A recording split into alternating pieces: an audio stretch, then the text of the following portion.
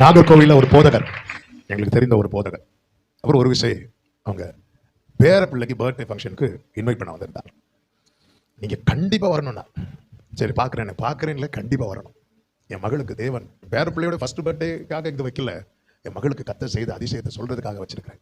என்ன பண்ணா ஆண்டவர் அப்படி கேட்டேன். சென்னையில் ஒரு ட்ரீட்மெண்ட்டுக்காக டெலிவரி டைம் இது முடிஞ்சதுக்கு அப்புறமா நினைக்கிறேன், போகும்போது ஒரு குறிப்பிட்ட ஹாஸ்பிட்டலில் ஒரு இன்ஜெக்ஷனை மாற்றி போட்டாங்க. மாட்டி போட்டு கொஞ்ச நேரத்திலேயே சரீரத்தில் அதன் விளைவுகள் வர ஆரம்பித்தது. ரொம்ப ஒரு கிரிட்டிக்கலான நிலையில் அந்த ஹாஸ்பிட்டலேருந்து வெளியே விட்டாங்க. நாகர்கோவில் கொண்டு வந்தாங்க. அங்கே இருக்கிற ஹாஸ்பிட்டல்லாம் பார்த்தாங்க, வேலைக்காகல. ட்ரிவாண்டத்தில் ஒரு பெரிய ஹாஸ்பிட்டல் கொண்டு போகிறாங்க.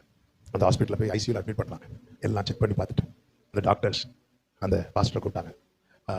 இன்னும் 24 hours உங்கள் மக உயிரோடு இருப்பான், 24 hours உங்கள் மக இறந்துருவா அப்படின்னு. இவர் சொன்னார், 24 hours என் மக இறந்துருவானா எதுக்கு ஹாஸ்பிட்டலில் வச்சிருக்கணும், நான் வீட்டிலேயே கொண்டு போய் வச்சுக்கிறேன் அப்படி சொல்லும்போது, அந்த மகளுக்கு ஒன்றுமே இல்லை, அப்படி ஆள் கான்சியஸாக இருக்கிறாங்க, மீது எதுவுமே இல்லை. அந்த மகளை கொண்டு போகிறதுக்காக அவங்க அதுக்கான ப்ரொசீஜரை ஹாஸ்பிட்டல் எப்படி பண்ணுறாங்க அப்படின்னா, ஒருத்தங்க இறந்து அந்த பாடியை பேக் பண்ணி கொண்டு போவாங்கல்ல, அப்படிப்பட்ட பொருட்கள் எல்லாம் எடுத்துகிட்டு வராங்க. இந்த பாஸ்டர் தாங்க முடியும், ஏன்னா அவங்கள பொறுத்த வரைக்கும் ஆல்மோஸ்ட் இறந்தாச்சு, இன்னும் கொஞ்ச நேரத்தில் இறக்க போகிறாங்க. இந்த ப்ரொசீஜரில் முடிக்கிறதுக்குள்ளே அவங்க இறந்துருவாங்க. பாஸ்டர் சொல்கிறார், என் மக உயிரோடு தானே இருக்கிறா. இல்லையா, இப்படி கொஞ்ச நேரத்தில் இறந்துருவாங்க. இல்லை அதெல்லாம் வேண்டாம், நான் கொண்டு போகிறேன்னு சொல்லிட்டு நேர மகா கிட்ட போய் கையை பிடிக்கிறாங்க. இப்போ பாருமா, நம்ம வீட்டுக்கு போகிறோம், நீ உயிரோடு இருந்தா நம்ம வீட்டில் பார்க்கலாம், நீ இறந்துட்டேன்னா பரலோகத்தில் வந்து நான் பார்க்க வருவேனா அப்படி சொல்லிட்டு 33 வயசு நேராக டிஸ்சார்ஜ் பண்ணி வீட்டுக்கு கொண்டு போயாச்சு. நைட்டு வீட்டுக்கு கொண்டு போய் சேர்க்குறாங்க.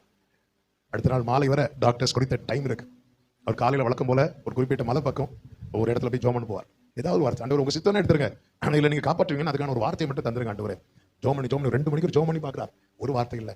வேதனையோடு திரும்பி வரார். அவர் வழக்கம் போல அந்த ஜங்ஷனில் ஒரு டீ கடையில் டீ குடிப்பார். அந்த கடையில் நிற்கிறார், என்ன டீ வாங்குறார். என்ன ஆண்டவர் எனக்கு பேசவே இல்லை நீங்கள், ஆமே அன்னைக்கு டீ குடிக்கணும்னு நினைக்கலையா, இருந்தாலும் வழக்கம் போல ஒரு டீ குடிச்சிட்டு போகலாம். டீ குடிச்சிட்டு இருக்கும்போது திடீர்னு அந்த டீ கடைக்குள்ள ஒரு ஒவ்வால் வருது. ஒவ்வால் வந்து அந்த டீ கடைக்காரன் என்ன பண்ணுறான்னா, அடி போட்டு அடிக்கிறான். அடிச்சு அதை செத்துட்டு அப்படி நினைச்சு விட்டுட்டு திரும்ப போய் டீ போட்டோம். அப்புறமா அதை எடுத்து வெளியே போட்டலாம். டீ போட்டுட்டு இவங்களாம் டீ குடிச்சிட்டு இருக்கும்போது செத்துட்டு நினைச்ச வவ்வால் என்ன பண்ணுது தெரியுமா, திடீர்னு எழுதி பறந்து போயிட்டு. பறந்து போனதும் அந்த டீ கடைக்காரன் டீ ஆத்திட்டே சொல்றான், அதுக்கு காலம் இன்னும் முடியல அப்படின்னு. 2 மணிக்கு ஒரு ஜோமனிட்டு மலையில கிடைக்காத வார்த்தை டீ கடையில் ஆண்டவர் கொடுத்தான். இந்த வேர்டு அவன் சும்மா நார்மலா சொன்னான், தீர்க்கதரிசியெல்லாம் கிடையாது, தீர்க்கதரிசியை தான் வச்சு பேசணும்னு கிடையாது. ஆமென். பேதுருவை திருந்த வைக்க சேவலை வச்சும் பேசுவா, பிள்ளையாம திருந்த வைக்க கழுதை வச்சும் பேசுவா. உங்ககிட்ட கர்த்தர் ஒரு விஷயத்தை சொல்லணும்னு நினைச்சு